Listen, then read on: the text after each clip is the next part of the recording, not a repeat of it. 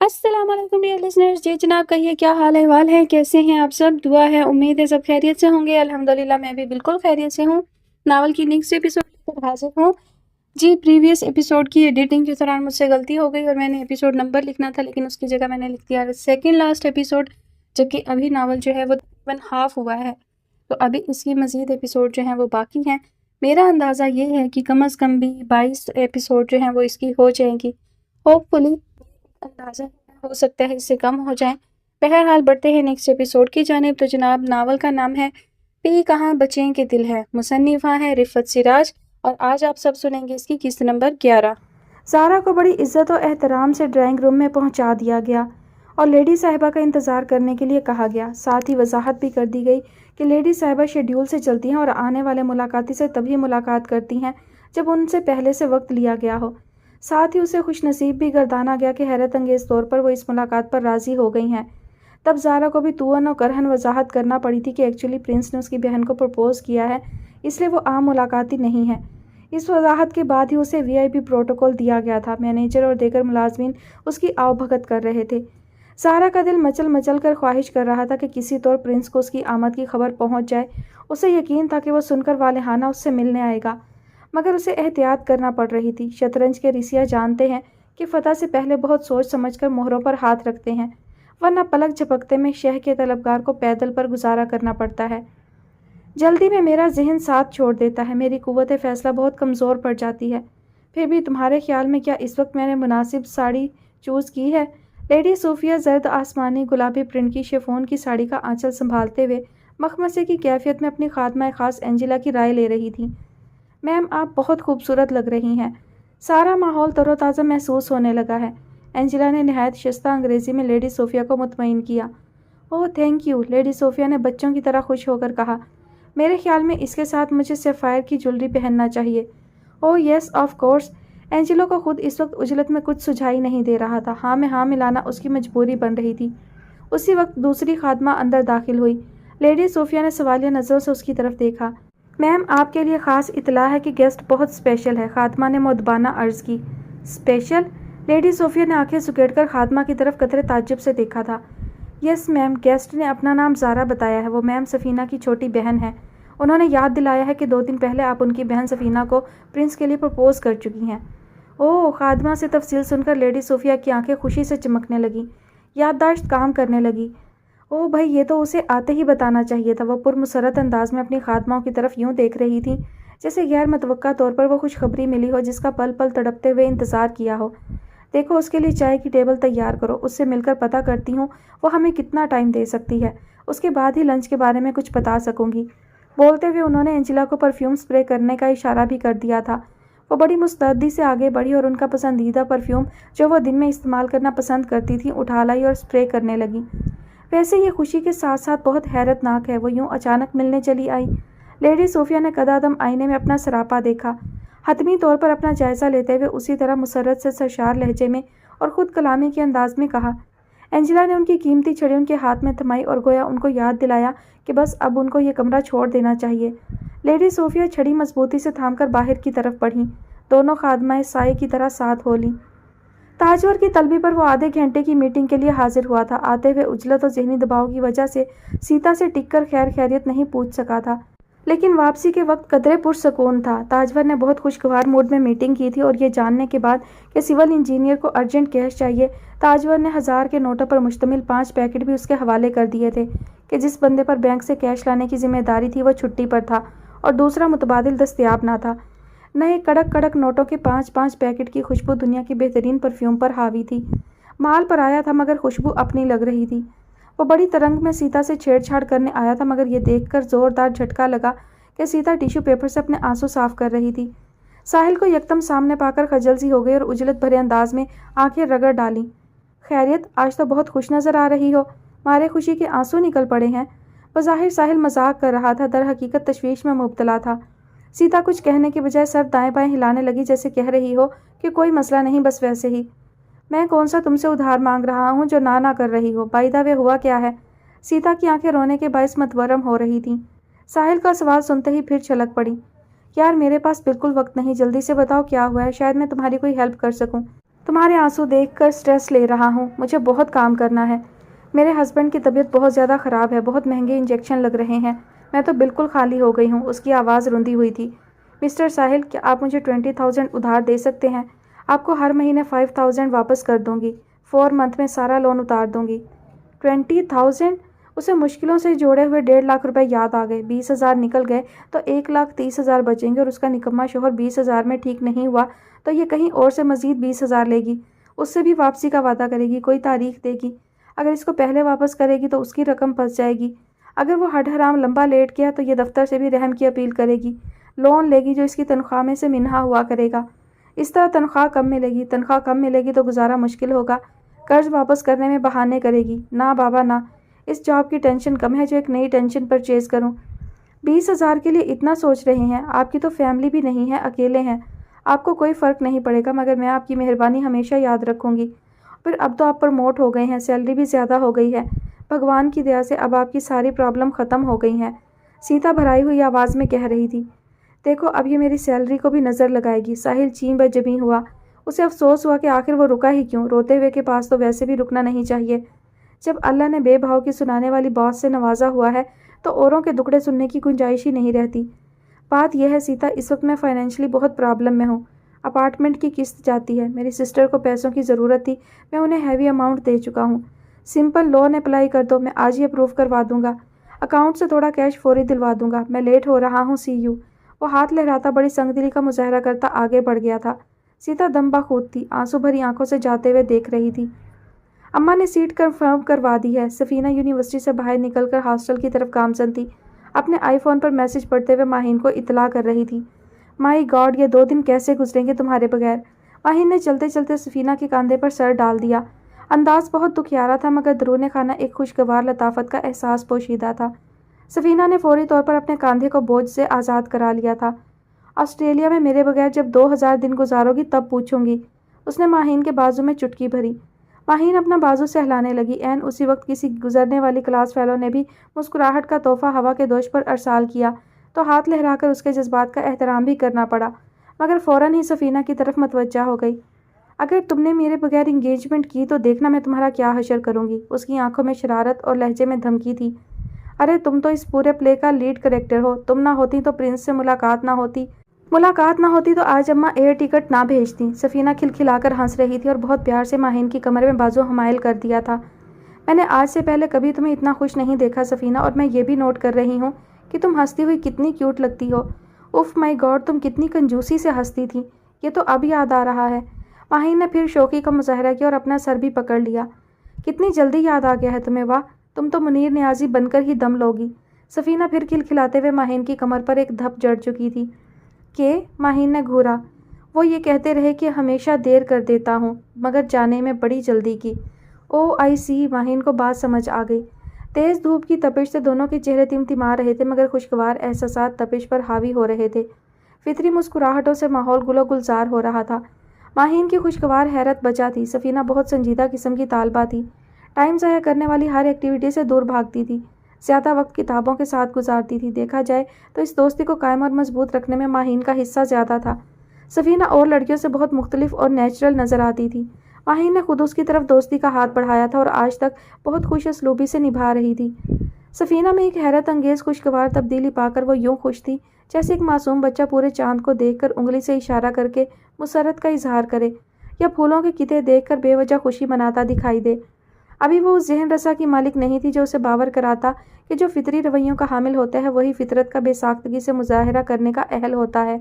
عورت کی فطرت میں ہے کہ اسے چاہے جانے کی خواہش ہوتی ہے، اور جب یہ لاشعوری تقاضا تکمیل کے مرحلے سے گزرتا ہے تو ساری کائنات رنگ و نور میں ڈھل جاتی ہے۔ سفینہ تبدیل نہیں ہوئی تھی، فطرت اپنا اظہار کر رہی تھی۔ تم کتنی خوبصورت باتیں کرتی ہو اور کتنی بھولی بھالی ہو۔ لیڈی صوفیہ زارا کی معذرت شرمندگی کے اظہار کو کسی اور معنی میں لے کر بے ساختہ تعریف کر رہی تھی۔ میں آپ کو کیا کہہ کر ایڈریس کر سکتی ہوں میم؟ زارا کو بات کرتے کرتے کسی الجھن یا کمی کا احساس ہو رہا تھا، بار بار الجھ جاتی تھی۔ تم مجھے گرینڈ مام کہہ سکتی ہو، آفٹر آل سفینہ بھی تو مجھے گرینڈ مام ہی کہے گی۔ لیڈی صوفیہ نے کھلے دل سے اسے گرینڈ مام کہنے کی اجازت دی۔ آپ کی پرسنالٹی میں جادو ہے، میں آپ سے دوستی کرنا چاہتی ہوں۔ میں نے آج تک اتنی شاندار اولڈ لیڈی نہیں دیکھی، آئی سویئر۔ سارا نے تعریف کے پل باندھے اور اچھل کر نشست تبدیل کی، مزید قریب آ کر بیٹھ گئی۔ اسے یقین واثق تھا کہ اتنی بھرپور تعریف سننے کے بعد اسے ہر طرح کی رعایت مل جائے گی، اور اس کا خیال غلط بھی نہیں تھا۔ لیڈی صوفیہ نے نہال ہو کر اس کا ہاتھ تھام لیا تھا۔ اتنی بے تکلفی کا مظاہرہ ان کا مزاج نہ تھا، مگر ایک خوبصورت بظاہر بھولی بھالی لڑکی نے چند منٹوں میں ان کا دل موہ لیا تھا۔ ہو وہ بے ساختگی سے ہنسی۔ ساری زندگی دوسروں پر پوری قوت سے اثر انداز ہونے کی لاشعوری اور مسلسل خواہش کو اس ستائش سے بڑی تقویت پہنچی تھی، یوں جیسے خواب میں چاند کو چھو لیا ہو۔ بھئی اب ہم مزید قریب ہونے جا رہے ہیں، ان لاز فیملی ممبر ہی بن جاتے ہیں، تم مجھے اپنا قیمتی وقت دے سکتی ہو؟ میرے لیے بہت امیزنگ ہے۔ یوتھ تو اولڈ سے بہت بیزار ہوتی ہے۔ مجھے تمہارے خیالات جان کر بہت خوشی ہوئی، مگر وہ اچانک بہت زیادہ افسردہ ہو گئیں۔ مگر سارا کا دل دھڑکا۔ مگر تم بچی ہو، بچے بہت ایموشنل ہوتے ہیں۔ اگر یہ تمہاری وقتی کیفیت ہے تو آنے والے دنوں میں میرے لیے مینٹلی ٹارچر بن سکتی ہے۔ لیڈی صوفیہ کی وہ مسرت کی انتہا پر اندیشے نے آ لیا۔ ارے نہیں، میں اتنی بھی بچی نہیں ہوں، اپنی مرضی سے آپ سے ملنے آئی ہوں، مجھے کسی نے نہیں، میرے دل نے پریشرائز کیا تھا۔ سارا نے گھبرا کر وضاحت کی، وہ بھی طولانی مبادہ لیڈی صوفیہ راہ و رسم بڑھانے سے ہاتھ ہی اٹھا لیں۔ اف دل، لیڈی صوفیہ نے اب دونوں ہاتھوں سے اپنا سر تھام لیا۔ سارا بری طرح گھبرا گئی۔ گوشہ نشینی سے اچھا ساتھی کسی کو نہ پایا، اس دل نے مجھے کہیں کا نہیں رکھا، تنہائی کو میرا ساتھی بنا دیا۔ یہ الفاظ میرے نہیں، ہنری ڈیوڈ کے ہیں، جو 19ویں صدی کا نامور مصنف اور شاعر تھا۔ دل کا کوئی زمانہ ہوتا ہے نہ صدی، دل ٹائم اور سپیس سے آزاد ہے۔ جوانی بڑھاپے کے الفاظ دل کے لیے ہرگز ایجاد نہیں ہوئے۔ پیاری سی لڑکی، دل کو مانتی ہو تو میری اچھی کمپینین بن سکتی ہو، ادروائز سولیٹیوڈ پر تو میرا ایمان ہے۔ بولتے بولتے اب لیڈی صوفیہ کی پیشانی پر پسینے کی بوندیں چمکنے لگیں، جیسے کسی کار مشقت سے گزری ہوں۔ سارا اندر سے سہم گئی تھی، اسے یوں لگا لیڈی صوفیہ اب نارمل ہو اور جانے کب ایک دم سے اس کی بے عزتی کر دیں۔ عالی شان گھر کی عظیم و شان آرائش نے تو اسے پہلے ہی مبہوت کر کے رکھا ہوا تھا۔ جس طرف نظر جاتی مادی قوت اپنے کمال کا اظہار کرتی دکھائی دیتی تھی۔ درجہ دوئم درجہ سوئم کی اشیاء کا تو تصور بھی نہیں کیا جا سکتا تھا، درجہ اول کے تصور سے بھی آگے کچھ تھا۔ اس کے گھر میں بھی نعمتیں سہولتیں خضر و گھاس کی طرح اگتی تھیں، مگر یہ نظارہ نظر کو خیرہ کر کے رکھ دینے والا تھا۔ کم مائگی کا ایسا احساس خود بخود تخلیق ہوا تھا جو کسی مزدور کے دل میں اس وقت پیدا ہوتا ہے جب وہ کسی رئیس کے گھر میں جا کر اپنا غریبانہ غرور و محنت کش ہونے کا افتخار وقتی طور پر کھو دیتا ہے۔ الفاظ گم ہو جاتے ہیں، آئیں بائیں شائیں ہو جاتا ہے، حواس ساتھ چھوڑتے محسوس ہوتے ہیں۔ حالانکہ یہ کتنی بڑی حقیقت ہے کہ دولت مند کی دولت اس کے اپنے لیے ہوتی ہے، متاثر ہونے والے کو انعام و اکرام سے نہیں نوازا جاتا۔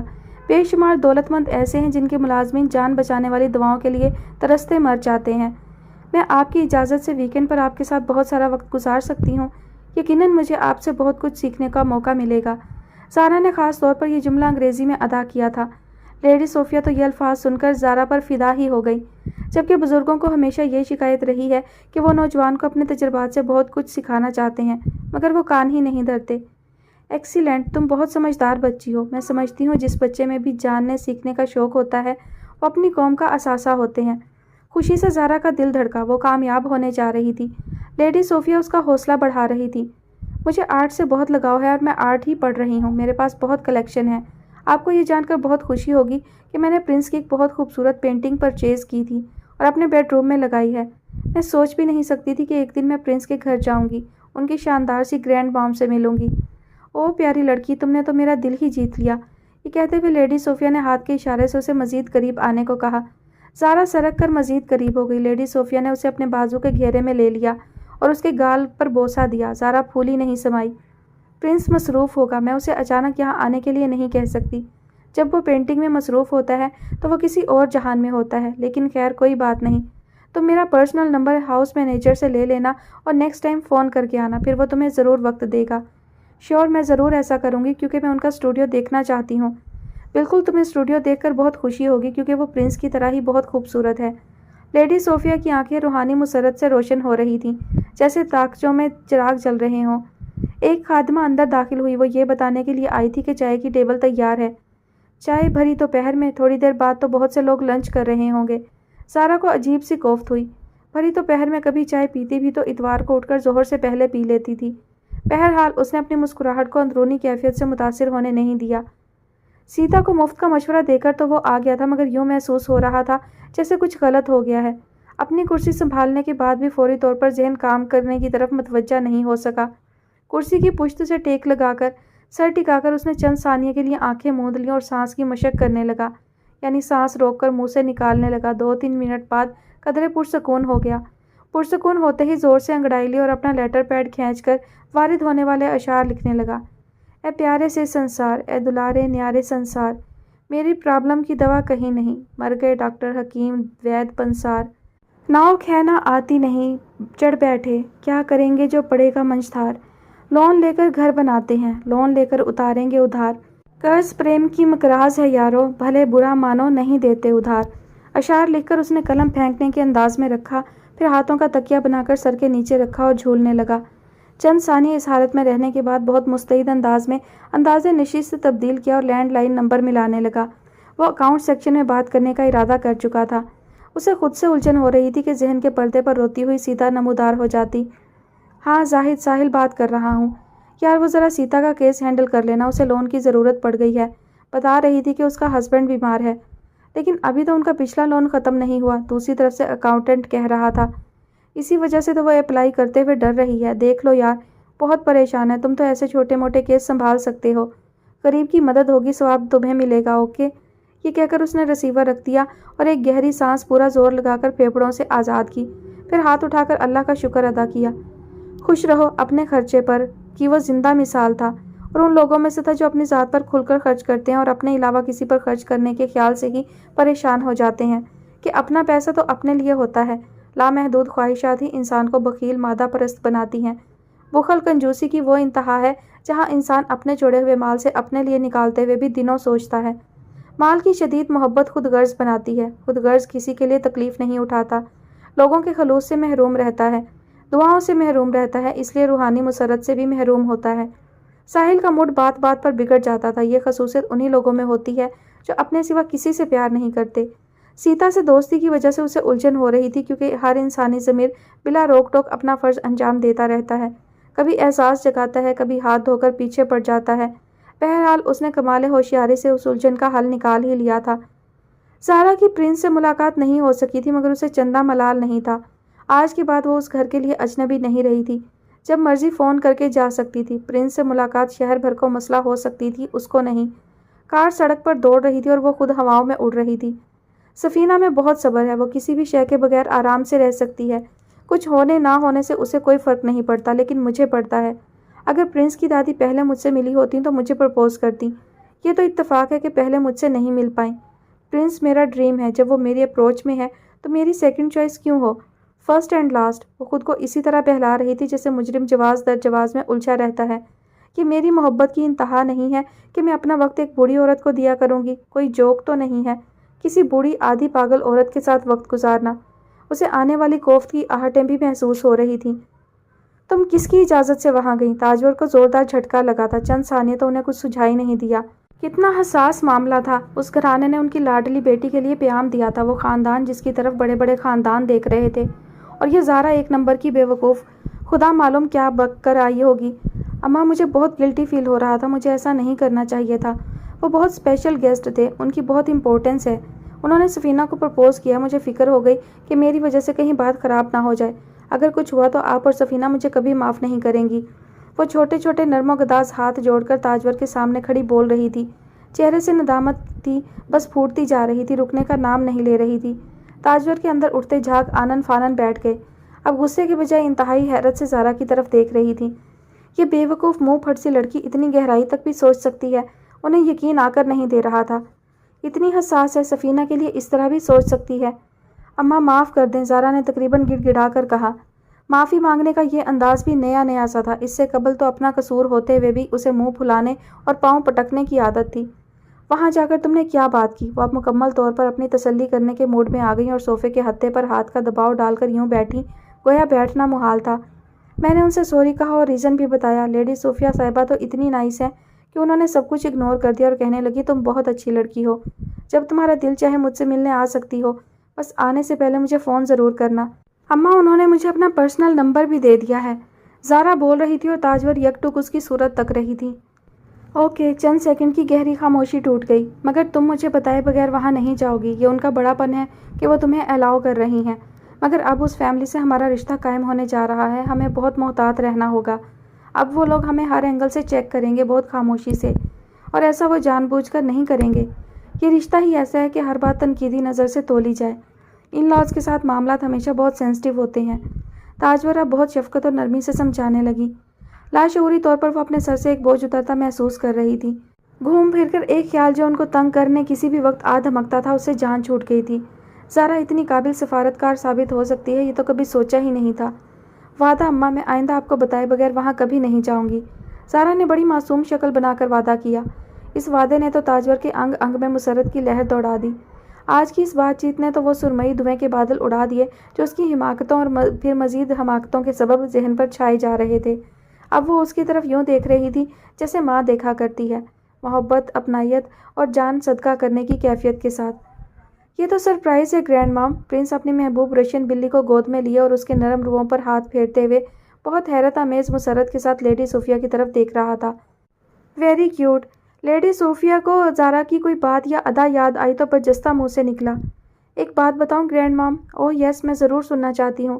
لیڈی صوفیہ نے پرنس پر نگاہیں جما کر اپنے متوجہ ہونے کا یقین دلایا۔ زارا کو دیکھ کر پہلا خیال یہی آیا تھا جیسے وسیع سمندر جس پر بادلوں کی تہ سے اوپر سفید جھاگ اور جھاگ کو کریٹ کرتی اونچی اونچی لہریں جو بتاتی ہیں کہ سمندر کے نیچے ایک طوفان برپا ہے اور یہ لہریں اس طوفان کا رد عمل ہیں۔ معصوم سی لڑکی کو اتنا مشکل بنا کر پیش کر رہے ہو، مجھے حیرت ہو رہی ہے۔ لیڈی صوفیہ بہت لطف اندوز ہو رہی تھی۔ اتنا غور و خوض تو تمہیں سفینہ پر کرنا چاہیے تھا۔ وہ مسکرا رہی تھی جیسے کسی گہرے دوست سے چھیڑ چھاڑ کر رہی ہوں۔ میں نے بالکل بھی غور نہیں کیا، میں تو ایک نظر کی بات کر رہا ہوں۔ یہ میں نے ایک نظر میں کیچ کیا تھا۔ میں اس کو بالکل بھی اہمیت نہیں دے سکتی۔ بعض اوقات ہم برسوں کسی کے ساتھ رہتے ہیں اور اسے نہیں سمجھ پاتے۔ ایموشنز کل کرتے ہیں، فیلنگز ہرٹ کرتے ہیں۔ پرنس نے گھبرا کر لیڈی صوفیہ کی طرف دیکھا۔ یقیناً اب وہ اپنے مرحوم سسر کی طرف متوجہ ہو رہی تھی۔ محبوب اور جانی دشمن دل کا آسیب ہوتے ہیں، بہترین یادداشت ہوتے ہیں، خود فراموشی میں بھی فراموش نہیں ہوتے، شہ رگ میں اٹکی ہیرے کی کنی ہوتے ہیں۔ شدید محبت اور شدید نفرت احساسات کی آخری حد کے دو نام ہیں۔ پرنس نے فوراً پیش بندی کی اور سیلابی ریلے کا رخ موڑنے کا تہیہ کر لیا۔ ہم سفینہ اور اس کی مدر کو کب ڈنر پر انوائٹ کر رہے ہیں؟ اس نے بلی کو گود سے اتار کر 2-3 مرتبہ چٹکی بجائی، پھر سریلی سیٹی بھی بجائی۔ سفینہ کا نام ذہن میں آتے ہی روح میں سر تو ویسے ہی پھوٹنے لگتے تھے، اور اس وقت تو وہ بے حد خوش تھا کیونکہ اس کے اندر یقین کی موجیں موجزن تھی کہ سفینہ اس وقت بہت خوش ہے۔ جب اس کی طرف توجہ کرتا ہے، احساسات ہلکے پھلکے اور خوشگوار ہو جاتے ہیں۔ تم کتنے معصوم اور جذباتی ہو میرے پیارے بیٹے۔ لیڈی صوفیہ نے اب وکٹورین لہجے میں مکمل انگریزی میں بات کی۔ ہم نے سوال کیا ہے، وہ جواب دیں گے، اس کے بعد ہی ساتھ کھانا کھائیں گے۔ اصول تو یہی ہے۔ آج میں تاجور سے فون پر بات کروں گی۔ گرینڈ مام، اتنی جلدی؟ میرا خیال ہے یہ بہت جلدی ہوگا، ہمیں تھوڑا انتظار کرنا چاہیے۔ یہ سن کر لیڈی صوفیہ کھلکھلا کر ہنسی۔ سیلی، ایسے ہی ہیلو ہائی کروں گی، انہیں کچھ کہے بغیر یاد دلاؤں گی کہ آپ ہمیں ویٹ کرا رہے ہیں۔ واہ، اس کو شاید ڈپلومیسی کہتے ہیں۔ پرنس بھی کھل کر ہنس دیا۔ یوں بھی آج کل تو بات بات پر کھل اٹھتا تھا اور کھل کر ہنستا تھا۔ اس کو دادی کی پوتے سے محبت کہتے ہیں۔ لیڈی صوفیہ حیرت انگیز طور پر حاضر دماغی کا مظاہرہ کر رہی تھی۔ خوشی و مسرت کی کیفیت کمال ہے کہ روح چشم زدن میں توانائی حاصل کرتی ہے، ایسا بھی ٹوٹ پھوٹ کا عمل رک جاتا ہے۔ کیا بات ہے محبت کی، وہ جو شاعر نے کہا ہے، جو بھی کچھ ہے محبت کا پھیلاؤ ہے۔ پرنس نے آگے بڑھ کر لیڈی صوفیہ کا دایاں ہاتھ اپنے ہاتھ میں لے لیا اور ہاتھ کی پشت پر محبت بھرا بوسہ ثبت کیا۔ وہ ٹکٹکی باندھ کر پرنس کی طرف دیکھنے لگی۔ پرنس، کیا تمہیں خود پر اعتماد ہے کہ تم سفینہ کو خوش رکھ سکو گے؟ پرنس بے ساختہ مسکرا دیا۔ میرے پاس دینے کے لیے لامحدود اور غیر مشروط محبت ہے گرینڈ مام۔ اگر کوئی یہ عظیم تحفہ پا کر بھی خوش نہیں ہوا تو سمجھے خوشی اس کے مقدر میں نہیں۔ ایبسولوٹلی، تم نے بہت مناسب جواب دیا، مجھے تم سے یہی امید تھی۔ وہ پیار بھری نظروں سے تکتے ہوئے گویا ہوئی۔ ہم زارا کی بات کر رہے تھے اور آپ بتا رہی تھی کہ وہ آپ کو دوست بنا کر خوش ہے اور آپ کو کمپنی دینے کے لیے ویلنگ ہے۔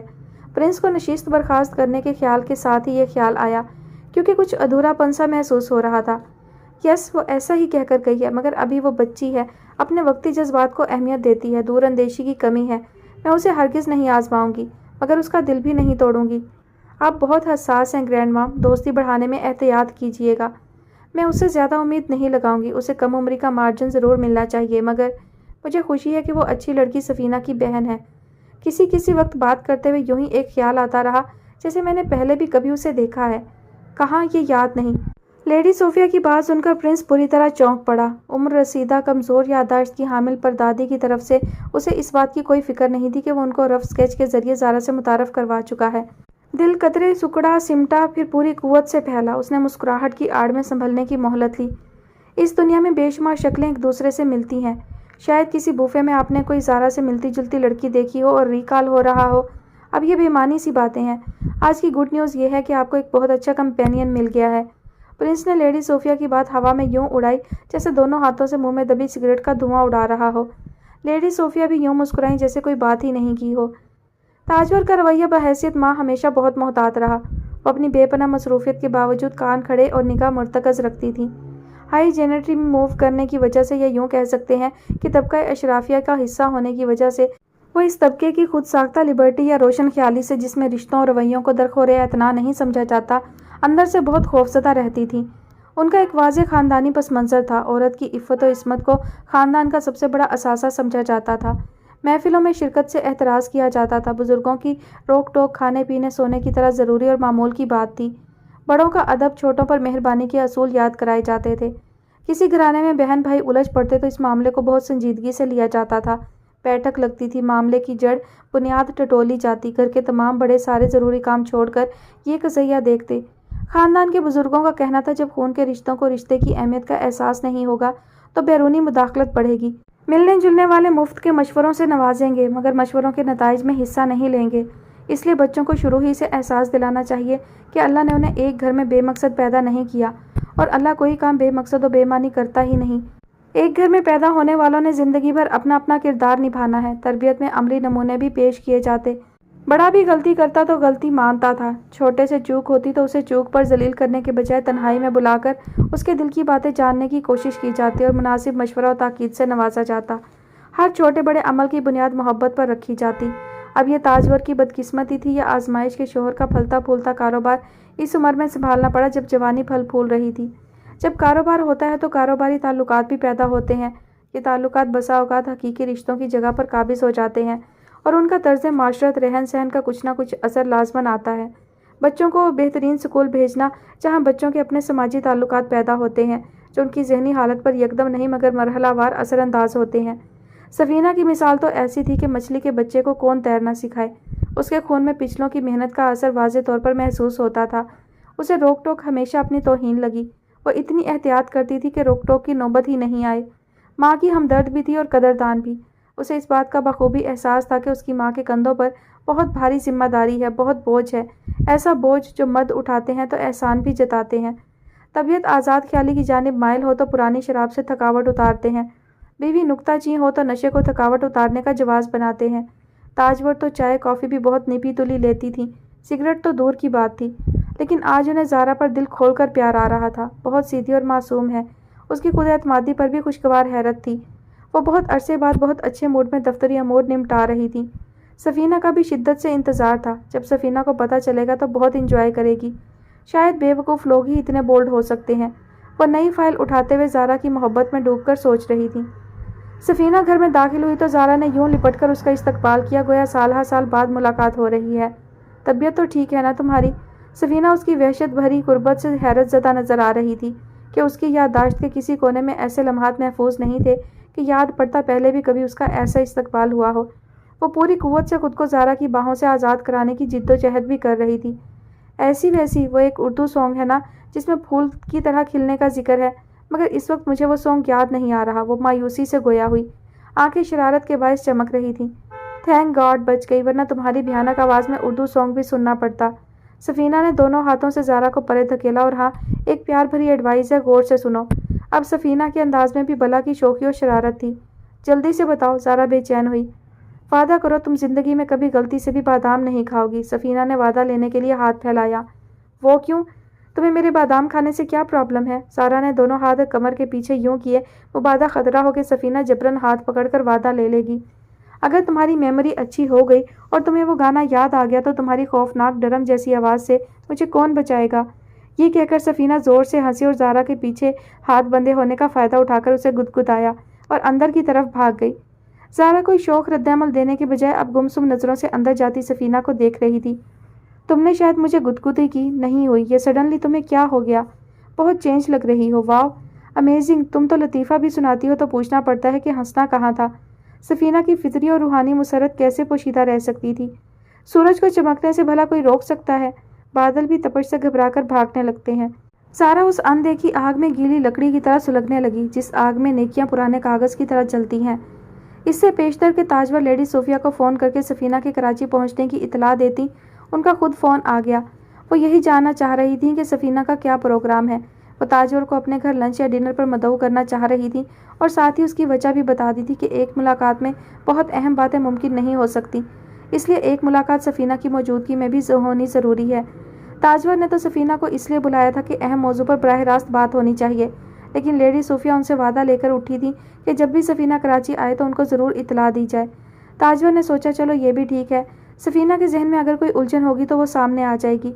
تمام خوشگواریوں کے بیچ ایسا کچھ ضرور تھا جیسے سوئی دھاگے سے کچھ سیتے سیتے اچانک دھاگے میں گرہ پڑ جائے۔ انہوں نے فوری حامی تو نہیں بھری، اپنا شیڈیول چیک کرنے کا بہانہ کر کے مہلت مانگی۔ الجھن صرف اتنی تھی کہ کیا پرپوز کیے جانے کے بعد سفینہ کو وہاں جانا چاہیے، جبکہ ابھی پیام منظور کیے جانے کا کوئی اندیا بھی نہیں دیا ہو۔ انہیں سفینہ کے گھر پہنچنے کی اطلاع مل گئی تھی، دیر ہونے کے باعث وہ کام کرنے کی نہیں نپٹانے کی عجلت میں مبتلا ہو رہی تھی۔ ایسے میں ساحل کے بھی مسلسل فون آ رہے تھے۔ چلتے چلتے انہوں نے سوچا ساحل کو کال بیک کر کے پتہ کر لیں کہ وہ کیوں فون کر رہا ہے جبکہ وہ خود لیٹ تھی۔ 80% لوگ آف ٹائم ہوتے ہی جا چکے تھے۔ توہن و کرہن انہوں نے ساحل کو فون کیا، پتہ چلا وہ کوئی اپنا مسئلہ لیے بیٹھا ہے۔ چلتے چلتے کہہ دیا کہ صبح گھر آ کر بات کریں کیونکہ وہ کل آفس لیٹ آئیں گی۔ رات کو سفینہ سے دیر تک بات ہوگی تو نیند کہاں ہوگی، کھٹ سے صبح ہو جائے گی۔ وہ اپنی عالی شان پراڈو میں بیٹھتے ہوئے سوچ رہی تھی۔ سفینہ لاہور سے آ چکی ہے۔ لیڈی صوفیہ نے پرنس کو اسٹوڈیو میں جا لیا تھا جو واش روم میں ہاتھوں میں لگ جانے والا رنگ رگڑ رگڑ کر اتارنے میں محو تھا۔ پرنس کی سماعت کا دھوکہ ہوا، اسے یوں لگا جیسے لیڈی صوفیہ کہہ رہی ہوں کہ باہر آؤ دیکھو سفینہ آئی ہے۔ واش روم کا دروازہ چوپٹ کھلا ہوا تھا۔ پرنس بڑے سے آئینے میں اپنے ساتھ ساتھ لیڈی صوفیہ کو بھی دیکھ رہا تھا۔ آئینے میں دیکھتے ہوئے ہی مسکرا کر گویا ہوا، سفینہ آ گئی ہے تو آپ یہاں کیوں آ گئیں؟ وہ ڈرائنگ روم میں اکیلی بور ہو رہی ہوگی۔ مذاق کر رہے ہو یا واقعی ٹھیک سے نہیں سنا؟ لیڈی صوفیہ دونوں ہاتھ چھڑی پر مضبوطی سے جمائے بغور پرنس کی طرف دیکھ رہی تھی۔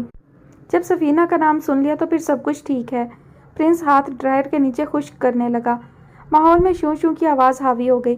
لیڈی صوفیہ نے اندازہ کر لیا کہ وہ باہر آیا ہی چاہتا ہے تو وہاں سے ہٹ گئیں اور چھڑی کے سہارے آہستہ آہستہ اپنی اس کرسی کی طرف بڑھیں جو برسا برس سے ان کے لیے مخصوص تھی۔ اونچی پشت کی صندل کی لکڑی سے بنی جس پر پیتل اور اوپل پتھر کا بہت دلکش کام نگاہ کو مبہوت کرتا تھا۔ نشست سنبھال کر انہوں نے اس طرف دیکھا جس طرف سے پرنس نے آنا تھا۔ پرنس ہولے ہولے قدم رکھتا ان کی طرف آ رہا تھا۔ وہ مطمئن ہو گئی۔ گرینڈ مام ایک بات مجھے کنفیوز کر رہی ہے، پرنس نے ان کے مقابل رکھی لیدر کی سیٹ پر بیٹھتے ہوئے کہا۔ تمہارا کنفیوژن بہت اہم ہے کیونکہ تم کبھی کبھی کنفیوزڈ ہوتے ہو۔ لیڈی صوفیہ نے قدرے متفکر انداز میں پرنس کی طرف دیکھا۔ ہم سفینہ کو انوائٹ کر رہے ہیں لیکن ہمیں یہ معلوم نہیں کہ اس کا کیا فیصلہ ہے۔ کیا یہ مناسب نہیں کہ ہم ان کے جواب کا انتظار کرتے اور پھر اس خوشی کو سیلیبریٹ کرتے؟ اوہ یہ تو بہت خاص بات کی تم نے، مگر میں بہت پورے اعتماد ہوں کہ فیصلہ ہمارے حق میں ہوگا۔ کوئی تمہیں نظر انداز نہیں کر سکتا۔ پھر سفینہ تمہارا انتخاب ہے، مجھے امید ہے تمہاری محبت کی قدر کی جائے گی۔ میں کھانے کی میز پر ان سے جواب لے سکتی ہوں، اصرار کر سکتی ہوں اس لیے کہ مجھے تذبذب میں زیادہ دیر رہنا پسند نہیں، اور میں خاصی بولڈ ہوں۔ اس کی وجہ حضرت علی کا ایک قول ہے جو میں نے کبھی فراموش نہیں کیا۔ آپ رضی اللہ عنہ فرماتے ہیں کہ جس امر کی بابت تمہیں ڈر ہو اسے کر گزرو تاکہ حقیقت سامنے آ جائے۔ بالکل سچ ہے، پرنس نے بے ساختہ کہا، یعنی اتفاق کیا۔ آپ کیوں انتظار کریں جبکہ حقیقت جاننا آپ کی مجبوری ہو؟ لیڈی صوفیہ نے پرنس کے چہرے پر نگاہ جمائی۔ یوں بھی میرے پاس ضائع کرنے کے لیے بالکل بھی وقت نہیں ہے۔ میری عمر کا تقاضا ہے کہ ایک ایک سیکنڈ کو فروٹفل بناؤں۔ فارمیلٹیز تو میں افورڈ ہی نہیں کر سکتی۔ اس وقت میں جو کچھ کر سکتی ہوں مجھے ضرور کرنا چاہیے۔ ڈن۔ پرنس کو دادی پر اس لیے بھی ٹوٹ کر پیار آیا کہ وہ اس کی بے قراریوں کو قرار دے رہی تھی، اسے بے سبب انتظار کی اذیتوں سے بچا رہی تھی۔ پھر یہ تو ڈنر ضرور ہونا چاہیے، اس نے خوش دلی سے مسکرا کر کہا اور دادی سے ہاؤس مینیجر کو طلب کرنے کی اجازت چاہی۔ کیا مجھے کچھ ضروری کام کرنے کی اجازت ہے گرینڈ مام؟ اوہ شیور، میں بھی اس وقت اپنی فیورٹ بک پڑھنا چاہتی ہوں۔ انہوں نے یوں چونک کر جواب دیا گویا کوئی بھولی ہوئی بات یاد آ گئی ہو۔ پرنس نے اینجلا کو طلب کرنے کے لیے اٹھ کر انٹرکام کا بٹن پش کیا۔ اس وقت آپ کیا پڑھ رہی ہیں؟ اس نے اینجلا کی آمد تک دادی کو اپنی موجودگی کا احساس دینا چاہا۔ اردو لٹریچر، ممتاز مفتی کی انکہی سب کانشیس کو الفاظ سے پینٹ کر کے مفتی نے کمال کیا ہے۔ 1975 سے لے کر اب تک میں یہ کتاب 20ویں مرتبہ پڑھ رہی ہوں۔ وہ بول رہی تھی کہ ان کی ملازمہ خاص نمودار ہوئی۔ اوکے گرینڈ مام، آل دا بیسٹ۔ پرنس احتراماً کھڑا ہو گیا اور دادی کے ہاتھ کی پشت پر بوسہ ضبط کیا۔ تم بہت لکی ہو سفینہ، نوابوں مہاراجوں کا زمانہ ختم ہو گیا مگر تمہیں ڈیموکریسی کے اس زمانے میں بھی پرنس مل گیا۔ یار ان کا لائف سٹائل دیکھ کر تو ذرا بھی شک نہیں ہوتا، بلکہ یقین ہو جاتا ہے کہ کوئی رائل فیملی ہے۔ واہ، گھر ہے یا سپنوں کا محل۔ زارا کی بات کا اختتامیہ بہت چونکانے والا تھا۔ اس وقت وہ دونوں تاجور کے ساتھ ڈنر کر رہی تھیں۔ گھر؟ تم نے ان کا گھر دیکھا ہے؟ مگر کب؟ سفینہ نے ہاتھ میں پکڑا فورک آہستگی سے پلیٹ میں رکھ دیا۔ ارے اس لڑکی سے ہر طرح کی امید رکھی جا سکتی ہے، یہ کبھی بھی کسی بھی وقت کچھ بھی کر سکتی ہے۔ تاجور کا پیار بھرا خوشگوار لہجہ محسوس کر سفینہ کی حیرانی مزید بڑھ گئی۔ یہ صرف گھر ہی نہیں دیکھ کر آئی، پرنس کی دادی سے اچھی سی دوستی بھی بنا کر آئی ہے۔ تاجور نے سلاد کی پلیٹ اپنی طرف سرکاتے ہوئے سابقہ انداز میں کہا۔ تم کیوں گئی تھی؟ سفینہ کو ایک بے نام سی پریشانی نے آ لیا۔ کیوں؟ مجھے نہیں جانا چاہیے؟ تمہارے ان لاز میرے بھی کچھ لگتے ہیں، سارا نے بظاہر بڑی اپنائیت سے کہا۔ لیکن ابھی وہ گرینڈ مدر ان لا نہیں ہے، سفینہ نے ٹوکا اور تاجور کی طرف سوالیہ نظروں سے دیکھنے لگی۔ پریشان ہونے کی ضرورت نہیں، ویسے مجھے بھی نہیں پتا تھا کہ یہ اتنی اچھی ڈپلومیٹ ہے، بہت اچھا امپریشن چھوڑ کر آئی ہے۔ کہ سفینہ نے اب الجھن بھری نظروں سے دونوں کو باری باری دیکھا۔ تاجور کھانے کی میز پر سفینہ کو الجھن میں دیکھ کر فوراً حل کی طرف آئیں اور مختصراً سارا قصہ گوش گزار کر دیا۔ سفینہ نے سب کچھ جاننے کے بعد بڑی حیرت سے زارا کی طرف دیکھا۔ اس کے احساسات تاجور سے مختلف نہ تھے۔ تم اتنی سمجھدار ذمہ دار کب سے ہو گئیں؟ اب وہ بھی زارا سے مسکرا کر پوچھ رہی تھی۔ میں تم سے کتنی محبت کرتی ہوں، یو کانٹ امیجن۔ زارا نے پلیٹ پر جھک کر اپنی نظروں کا دوگلا پن چھپانے کی کوشش کی۔ یہ تو ہے، کتنی فکر ہوئی بہن کی، باتیں بنانے دوڑ گئی، ذرا دیر نہ لگائی۔ تاجور نے پہلے پیار سے زارا کی طرف دیکھا، پھر تائید حاصل کرنے کی نیت سے سفینہ پر نگاہ کی۔ کچھ بہت اچھا سا کر کے تو نہیں آ گئی جو آنے والی نسلوں کو بھی یاد رہے اور ہسٹری بن جائے؟ سفینہ اب ہلکی پھلکی ہو کر شوخی پر اتر آئی۔ اس کے اطمینان کے لیے یہی کافی تھا کہ ماں مطمئن تھی۔ اتنا اچھا کر کے آئی ہوں کہ تم بھی کیا یاد کرو گی، زارا نے مانے خیز لہجے میں کہا اور کھانے میں جت گئی۔ بہت اچھی ہو، بس تھوڑی سی بے وقوف ہو، تاجور نے چھیڑا۔ پرنس اور لیڈی صوفیہ نے ان کی زندگی میں داخل ہو کر اچانک ہی موڈ اور ماحول بہت خوشگوار بنا دیا تھا۔ سفینہ کے لیے اچھے گھرانے کے رشتے لیے سوچتے سوچتے وہ خاصی متفکر دکھائی دینے لگی تھی۔ جو رشتہ آتا تھا بس لڑکے کا سنہری مستقبل سوچ کر ہی آتا تھا، مگر اب آنے والا لڑکا خود کسی کے سنہری مستقبل کی ضمانت دکھائی دیتا تھا۔ زارا نے آنکھیں بھینگی کر کے سفینہ کی طرف دیکھا۔ اماں، اگر میں پاکستان کی وزیر اعظم بن کر اس ملک کو ترقی یافتہ ملک بھی بنا دوں تو مجھے یقین ہے کہ آپ اپنا دیا ہوا ٹائٹل کبھی مجھ سے واپس نہیں لیں گی۔ زارا کی بات پر تاجور کو بے ساختہ ہنسی آئی تھی۔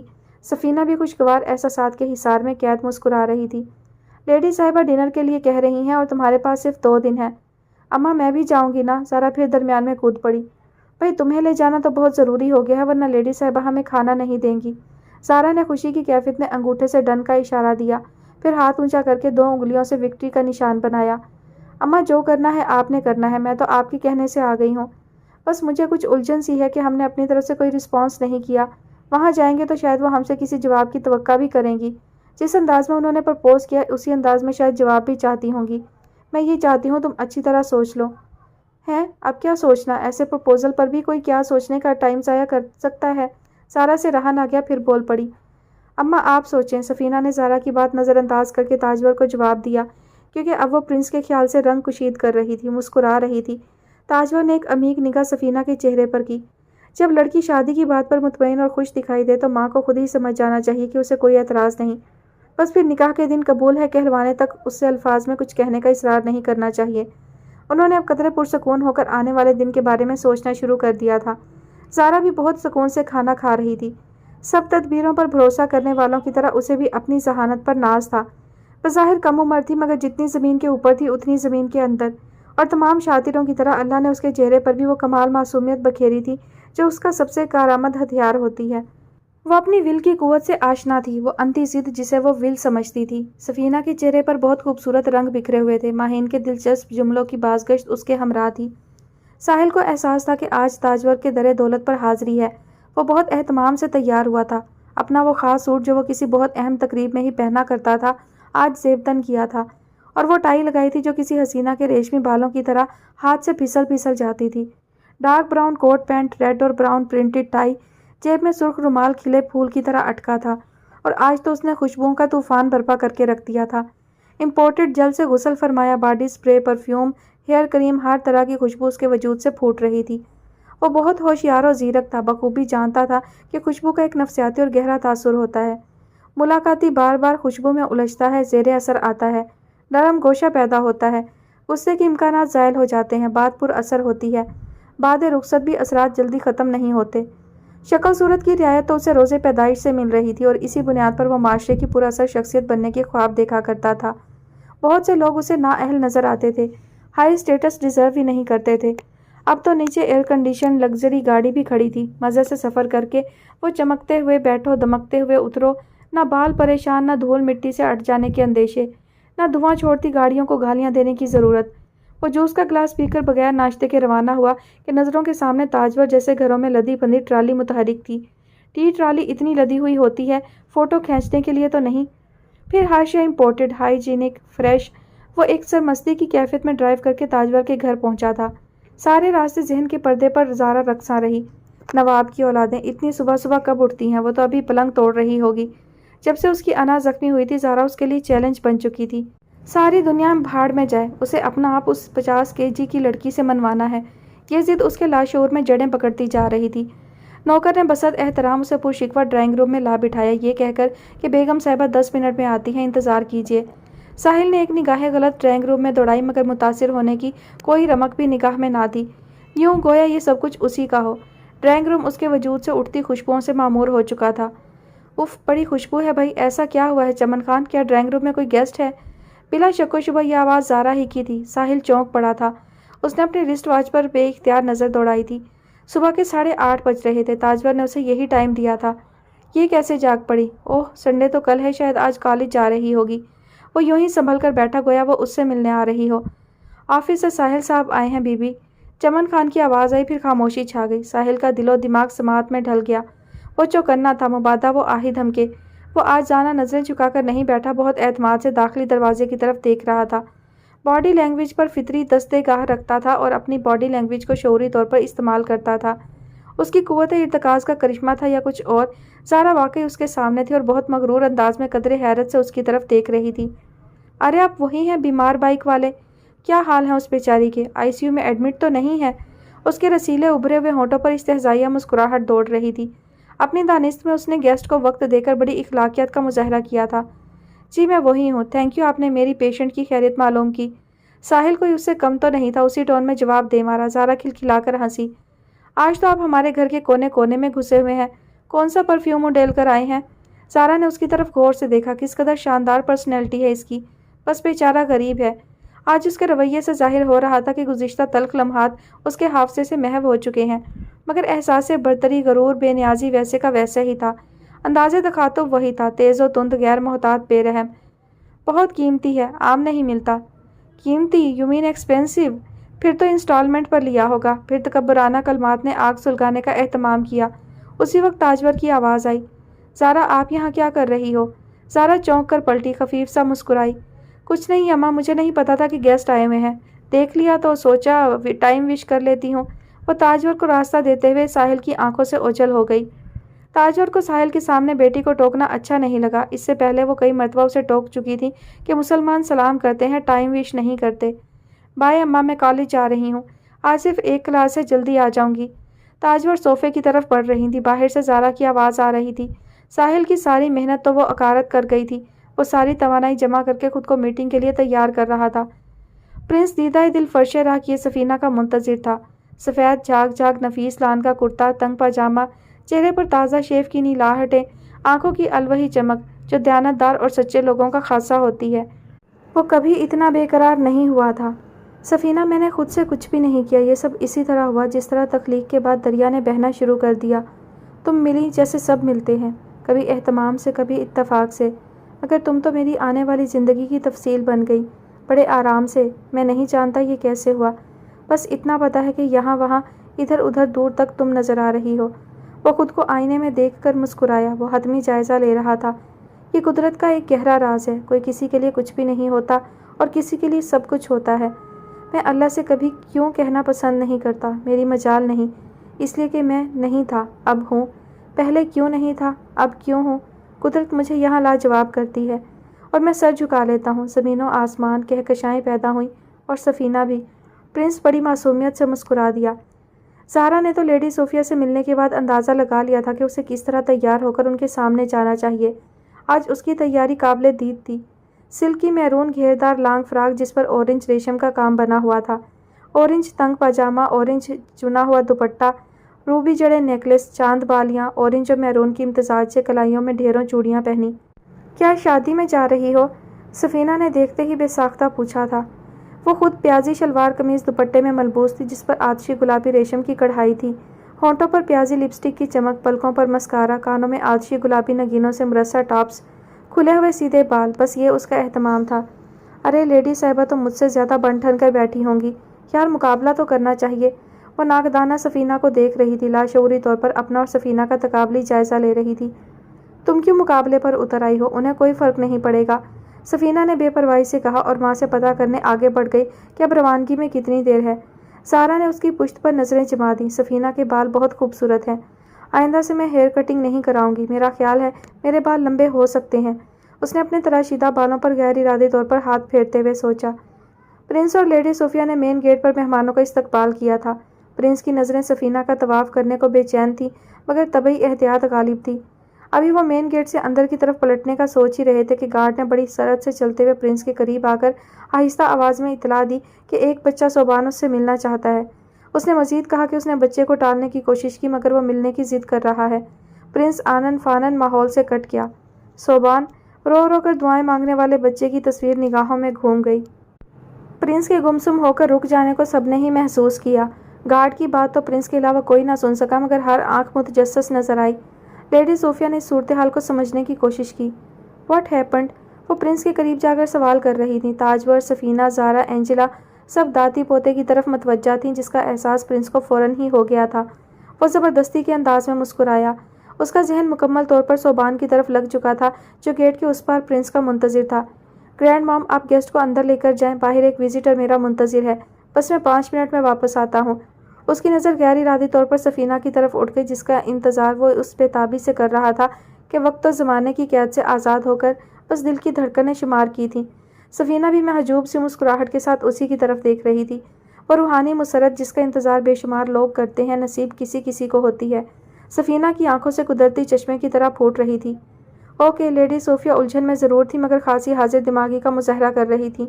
انہوں نے بڑے باوقار اور دل نشیں انداز میں ہاتھ کے اشارے سے مہمانوں کو آگے بڑھنے کا اندیا دیا۔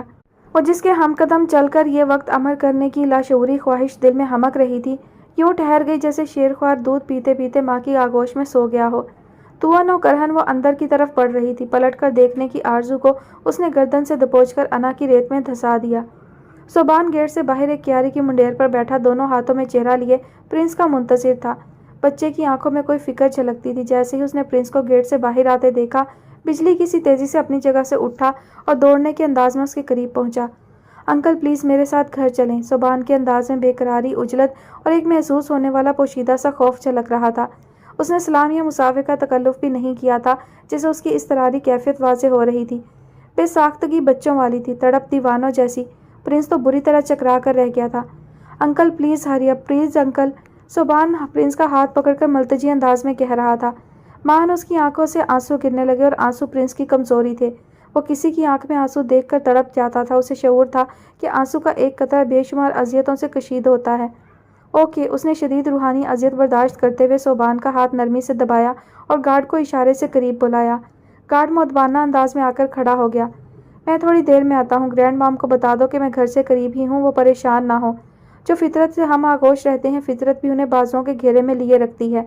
کیسا نازک مقام تھا کہ دل جذبات کی انتہاؤں پر 2 حصوں میں تقسیم ہو رہا تھا۔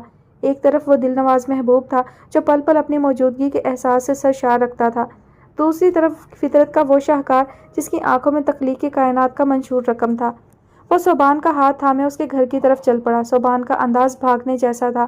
وہ پرنس کی متوازن چال سے الجھ رہا تھا۔ اس کا معافی ضمیر جاننے کے بعد پرنس نے بھی تیز رفتاری اختیار کی۔ کیوٹ، زارا تو ایک ہی میٹنگ میں میری کمزوری بن گئی ہے، جب سے مل کر گئی ہے تب سے میں اس کا ویٹ کر رہی ہوں۔ لیڈی صوفیہ نرم و شفیق لہجے میں بولتے ہوئے زارا کو پیار بھری نظروں سے دیکھ رہی تھیں، اور زارا یوں ناز سے مسکرائی گویا سفینہ کو بتا رہی ہو کہ میں تم پر بازی لے گئی ہوں۔ تاجور تو پرنس کے گھر کو دیکھ کر ہی مبہوت رہ گئی تھی، حالانکہ خود بھی جس کوٹھی میں رہتی تھی اس کی موجودہ مالیت 35 کروڑ سے زائد ہی تھی۔ جس کا وسیع و عریض لان اتنا منفرد اور قیمتی پھولوں پودوں سے سجا ہوا تھا کہ جو بھی گھر میں داخل ہوتا اس پر عمارت کا رعب طاری ہو جاتا تھا۔ مگر پرنس کا گھر، جو آنے والے دنوں میں ان کی بیٹی کا گھر ہونے جا رہا تھا، دیکھ کر تو وہ دنگ رہ گئی تھی۔ اس گھر میں حرام کا مال تو نہیں آتا، اتنی دولت ظاہر ہے تو چھپی ہوئی کتنی ہوگی۔ چھوٹتے ہی شیطان نے وسوسہ ڈالا، سفینہ آج تو تم بس قیامت لگ رہی ہو، دل چاہ رہا ہے کہ بس تمہیں دیکھتی رہوں۔ تھینک گاڈ، پرنس کے لیے میں جیسی لڑکی اور فیملی چاہتی تھی مجھے مل گئی۔ ادھر میرے پاس آ کر بیٹھو۔ لیڈی صوفیہ نے سفینہ کو اپنے پہلو میں آ کر بیٹھنے کا اشارہ کیا۔ وہ اٹھ کر ان کے پہلو میں جا بیٹھی۔ سارا کو یوں لگا جیسے نرم گھاس پر چلتے چلتے پاؤں کسی گڑھے میں جا پڑا۔ لیڈی صوفیہ نے اپنے خیالات کا واضح اظہار کر کے اسے وقتی طور پر مایوسی سے دوچار کر دیا تھا۔ خوبصورت ماحول میں عجیب سی بدمزگی کا ذائقہ چکھنے کو ملا تھا۔ وہ اضطراری انداز میں پہلو بدل کر رہ گئی۔ پتہ نہیں کون وزیٹر اس وقت آ گیا، بہت کوفت ہوتی ہے۔ اس ملک کے اکثر لوگ وقت کی ویلیو سے آگے ہی نہیں رکھتے، موت کی طرح منہ اٹھا کر چلے آتے ہیں۔ لیڈی صوفیہ کے بے ساختہ جملے پر تینوں کے ہونٹوں پر مسکراہٹ نظر آئی تھی۔ سفینہ نے یوں داخلی دروازے کی طرف دیکھا، گویا تڑپ و بے چینی کسی بھی طرح پرنس کو کھینچ لا رہی ہو۔ وہ بے خبر تھی کہ زارا اس کے دیکھنے کو دیکھ رہی ہے۔ ان حسین لمحات میں کون اس سے بازی لے گیا تھا کہ جس سے پرنس معذرت بھی نہ کر سکا تھا۔ پے در پہ خیالات آ رہے تھے۔ سناٹے میں ڈوبا ہوا عالیشان گھر جس کی زیادہ سے زیادہ روشنیاں گل کر دی گئی تھیں۔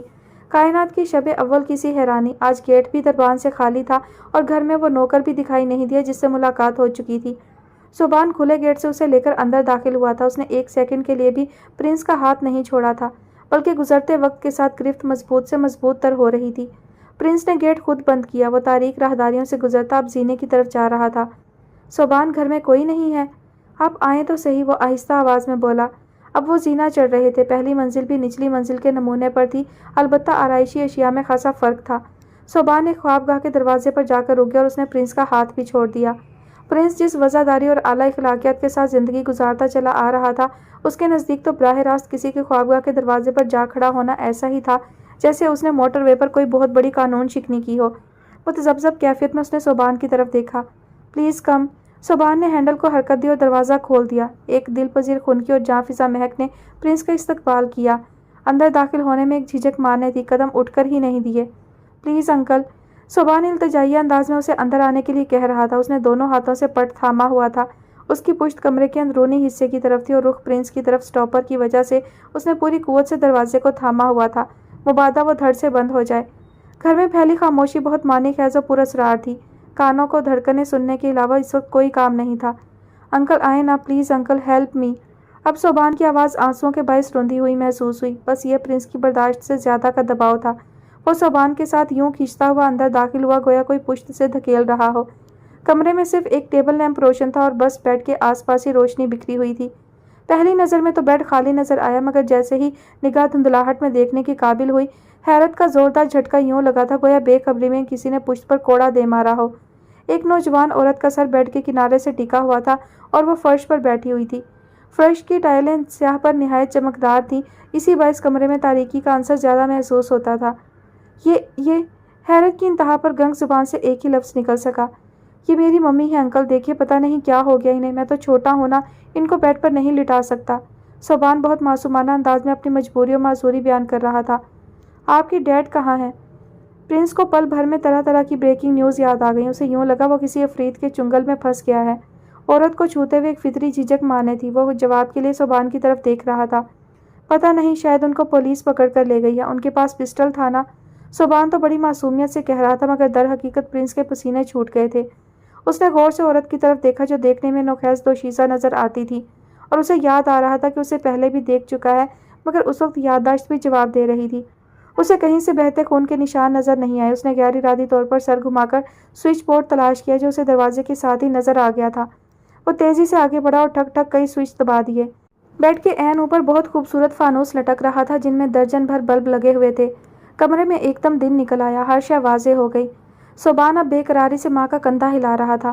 ممی اٹھیں، دیکھیں انکل آئے ہیں۔ ممی، وہ ماں کو آواز دے رہا تھا مگر عورت کے ساکت وجود میں جنبش نہیں ہوئی۔ پرنس نے اپنے چکراتے ذہن کو قابو میں کرنے کی حتی الوسع کوشش کی۔ کیا پولیس کو فون کرنا چاہیے؟ اس نے خالی خالی نظروں سے صبحان کی طرف دیکھا اور سوچا جو اب صرف اور صرف ماں کی طرف متوجہ تھا۔ آنکھوں میں موٹے موٹے آنسو تھے۔ پرنس کو سمجھ نہیں آ رہی تھی کہ وہ کیا کرے۔ عورت کہیں سے بھی زخمی دکھائی نہیں دے رہی تھی۔ کیا پہلے ڈاکٹر کو بلاؤں؟ مگر اس کے پاس تو سیل فون ہوتا ہی نہیں تھا۔ डायरेक्टरी भी घर में ही पड़ी थी। वो हाउस मैनेजर को फ़ोन करके अपने फैमिली डॉक्टर को कॉल कर सकता था, मगर इस वक्त सबसे बड़ा मसला ये था कि औरत को फर्श से उठाकर बिस्तर पर कैसे डाला जाए। ऐसा ना हो वो उसे उठाने की कोशिश करे और औरत खुद ही होश में आकर उठ खड़ी हो। इस सूरत हाल में तो वो बदहवास होकर उसे छोड़ सकता था, जैसे कोई वजनी शय हाथों से फिसलकर फर्श पर जा पड़े। जख्मी नहीं थी, मगर इस तरह जख्मी हो सकती थी। अंकल, मम्मी को पता नहीं क्या हो गया है, ये बोल ही नहीं रही। सोबान बड़े लाचार और बेबस लहजे में माँ की तरफ देखते हुए कह रहा था। डोंट वरी सोबान, लगता है आपकी मम्मी बेहोश हैं, अभी होश में आ जाएंगी, वो तसल्ली देते हुए सोच रहा था। शायद इस औरत पर जिस्मानी तशद्दुद किया गया है, इसी वजह से ये बेहोश हो गई है। इस महयूरुल अकूल वाक़े से गुजरते हुए उसका जहन अपने घर से कतई तौर पर हट चुका था। उसकी महबूबा घर में थी, जिसके इंतज़ार में उसके शब रोज़ बेकरारी से कट रहे थे। कमाल हो गया कि वो खुद घर से गैर हाजिर था। उसने सारी हिम्मत जमा करके औरत का शाना आहिस्ता से छुआ, मगर यूं जैसे किसी पत्थर को हाथ लगाया हो। औरत की तरफ से कोई रद्द-ए-अमल ज़ाहिर नहीं हुआ। हिम्मत बंद गई। सोबान की आंखों से खामोश आंसू बह रहे थे। वो सिसकियां रोकने की जिद्दोजहद में भी लगा हुआ था। उसके आंसुओं ने प्रिंस को बेकरार करके बल्कि तड़पा के रख दिया था। उसने औरत को बाहों में भरकर उठाने की बजाय कंधों से पकड़कर उठाने की कोशिश की थी और अपनी तमाम तर कुव्वत का इस्तेमाल किया था। वो औरत को खड़ा करने में कामयाब तो हो गया था, मगर औरत खड़ी होकर यूं झूलने लगी गोया तेज़ आंधी में कमज़ोर तने का दरख्त झूल रहा हो। बस इतना भी गनीमत था। उसने खड़ी और झूलती औरत को बहरहाल बेड पर लिटा ही दिया। तेज़ रोशनी मज़ीद तेज़ हो गई। स्याह लिबास में दूधिया रंगत से गोया रोशनी फूट रही थी। अब उसकी आंखों के सामने एक मोमी गुड़िया हाथ पांव डाले लेटी हुई थी। प्रिंस ने झिझकते हुए उसकी कलाई थामकर नफ्स टटोलने की कोशिश की।